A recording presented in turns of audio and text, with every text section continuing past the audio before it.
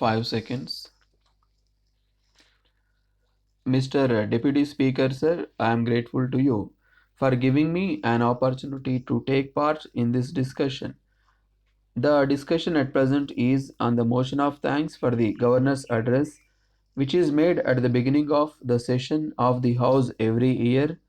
In the Governor's address, the government in general mention the policies that they are going to follow during the course of the year. The honorable members get an opportunity to know the policies of the government, and they usually express their opinions during the course of the discussion on the motion of thanks for the governor's address. At times, the honorable members may also mention certain things which are not covered by the governor's address, since they want to bring those things to the notice of the government. In the governor's address, the food situation in the state has been referred to. The food situation is said to be very satisfactory. It is really good that all the essential commodities are easily available to the general public and the people are able to purchase them whenever they want. There is no scarcity of the above goods at the same time. I would like to bring to the kind attention of the government that the farmers are responsible to bring about this situation in the state. Those farmers have to face hardship as a result of floods in successive years. After the floods, in some years, we have a year of drought. Either floods or drought year after year plays an important part in the life of the farmers. Consequently, the farmers are not able to pay the taxes or repay their loans, and they are not in a position to carry on their farming activities. They try to give up the farming activities and to go in search of other occupations in cities and towns. I agree that the government have come forward to help the farmers and have taken steps to waive the interest payable by them on their loans.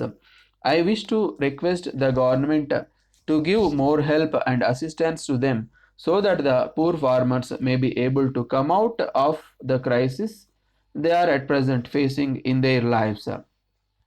Sir, on this occasion, I wish to bring to the notice of the government that the people living in distant places have to come to the capital of the state even for redressal of their small grievances.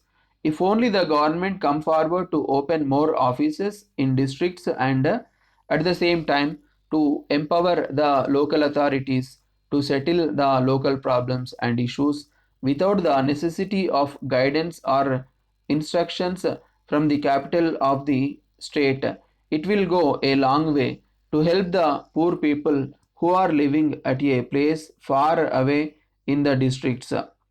Mr. Speaker, sir, the honorable members are well aware of the power situation in the state. Several honorable members have already spoken on this subject and have also put forth several arguments to augment the power production. I do not want to repeat the same points again. I would only request the government to take all steps to increase power production so that the shortage may be solved without much difficulty. The next point I would like to stress is that the government should consider whether it is not advisable to set up local committees to monitor the quantity and quality of the articles distributed to the people through the fair price shops, since there are several complaints from the people in regard to the public distribution system in the state. I would like to welcome the proposals of the government to make rice available to the public at a cost of rupee 1 per kilogram through the public distribution system.